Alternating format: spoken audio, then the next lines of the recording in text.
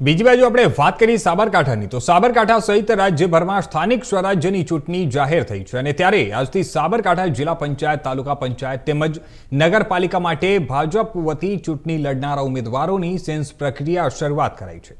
જેમાં મોટી સંખ્યામાં ભાજપના કાર્યકર્તાઓ ઉમટી પડ્યા હતા। સાબરકાંઠા જિલ્લા પંચાયતની 34 બેઠકો માટે આજથી ઉમેદવારોની સેન્સ પ્રક્રિયાની શરૂઆત કરાઈ છે અને તેમજ જણાવી દઈએ કે જિલ્લાના 8 તાલુકા પંચાયત સહિત 3 નગરપાલિકા માટે પણ ઉમેદવારોની સેન્સ પ્રક્રિયા 2 દિવસ હાથ ધરાશે। ત્યારે આજે પ્રથમ દિવસે સાબરકાંઠા જિલ્લા પંચાયતની 34 બેઠકો સહિત ખેડબ્રહ્મા, પોશીના, વિજયનગર તેમજ વડાલી વિસ્તારની તાલુકા પંચાયત માટે પણ ઉમેદવારોની સેન્સ પ્રક્રિયા હાથ ધરાઈ હતી, જેમાં ગુજરાત સરકારના પૂર્વ મંત્રી બાબુભાઈ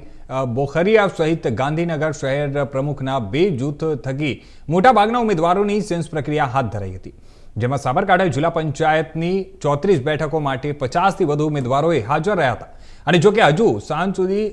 તાલુકા પ્રમાણે જિલ્લા પંચાયતના ઉમેદવારો પોતાના પરિચય પત્ર સાથે સેન્સ પ્રક્રિયામાં ભાગ લેવાનો છે। સાથોસાથ તાલુકા પંચાયત તેમજ નગરપાલિકા માટે પણ આવતીકાલ સુધી તમામ ઉમેદવારો પોતાના સાથે સેન્સ પ્રક્રિયામાં ભાગીદાર બનશે અને આ તબક્કે સાબરકાંઠા જિલ્લા ભાજપ પ્રમુખ કનુભાઈ પટેલે જણાવ્યું હતું કે ભાજપા થકી ઉમેદવારી કરનારા કાર્યકર્તાઓમાં ઉત્સાહની સાથે શિસ્તનું ખૂબ જ મહત્વ રહેલું છે, તેમજ ઉમેદવારો પણ ભાજપની પ્રણાલીથી વ્યાપક ખુશી સાથે આ પ્રક્રિયામાં ભાગીદાર બની રહ્યા છે। ગઈકાલે ચૂંટણી પંચ દ્વારા આખા ગુજરાતમાં સ્થાનિક સ્વરાજ્યની ચૂંટણીઓ જાહેર થઈ ગઈ છે,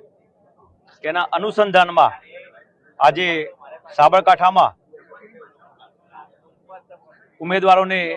સાંભળવા માટે, કાર્યકર્તાઓને સાંભળવા માટે, સેન્સ લેવા માટે પ્રદેશમાંથી નિરીક્ષકો આવે છે। આ નિરીક્ષકોમાં એક ટીમમાં પૂર્વ કેબિનેટ મંત્રી આદરણીય શ્રી બાબુભાઈ બોખરિયા સાહેબ અને બીજી ટીમમાં ભારતીય જનતા પાર્ટી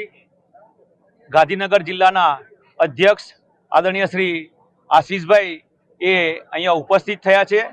આજે મોટી સંખ્યામાં તાલુકા પંચાયતના ઉમેદવારો હોય, જિલ્લા પંચાયતના ઉમેદવાર હોય કે નગરપાલિકાના ઉમેદવારો હોય, મોટી સંખ્યામાં કાર્યકર્તાઓ અહીંયા ઉપસ્થિત થયા છે। આવનારા સમયમાં સાબરકાંઠા જિલ્લા પંચાયત,